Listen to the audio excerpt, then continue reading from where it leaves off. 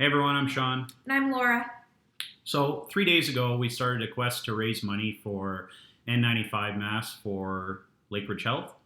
Uh, since then, our supply chain has dried up.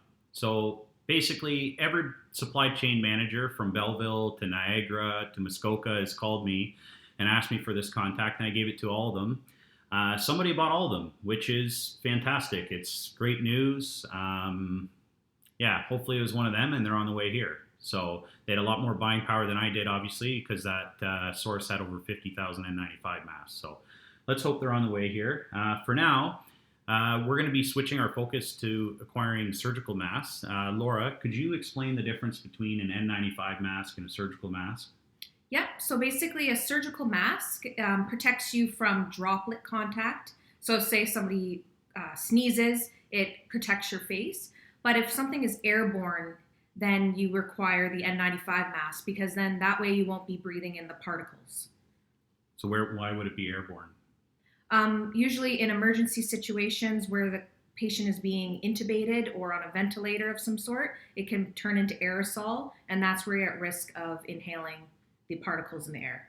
So right now, surgical masks are more widely used. Everybody in the hospital and beyond is being instructed to use them for their entire shift.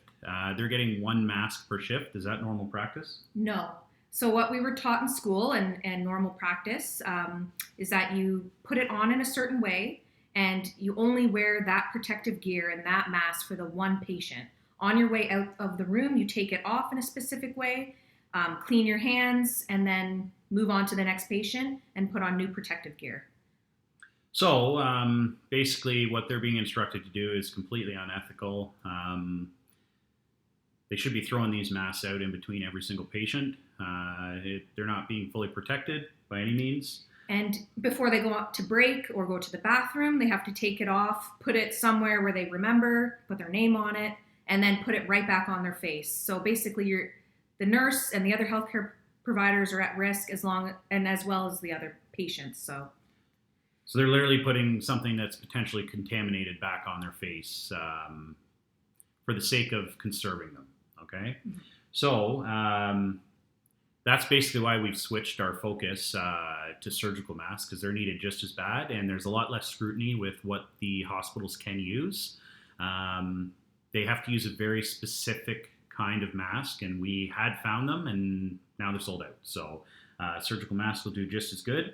We have been talking to Fred Kalina. He's a director of account management at Lakeridge Health, and he's expressed to us they need the following desperately as soon as possible. So if anybody else has any, lines on this stuff and you want to do your own fundraising, let's do it.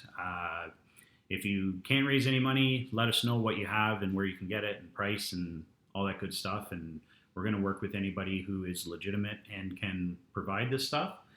So they need surgical masks, full face shields, fluid shield masks, gowns, safety goggles, and Tyvek suits in any color, sizes large down to small. So the other thing I wanted to say is I just want to give a shout out to these supply chain managers that work either at the region, hospitals, long care homes, wherever. I've talked to numerous ones that they're all looking for the same things, and they're doing their part. They're working very hard to find whatever they can. They're checking out all sources.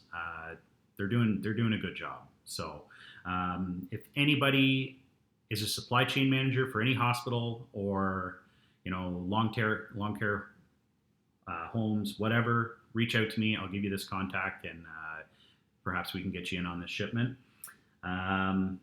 Just want to thank everybody from the bottom of our hearts. Again, I don't know if I mentioned it already, but we're at over $30,000. We're going to be placing our first order in the next day or so, as soon as the money gets released from GoFundMe, and we can get this stuff on the plane. We're going to be sharing documentation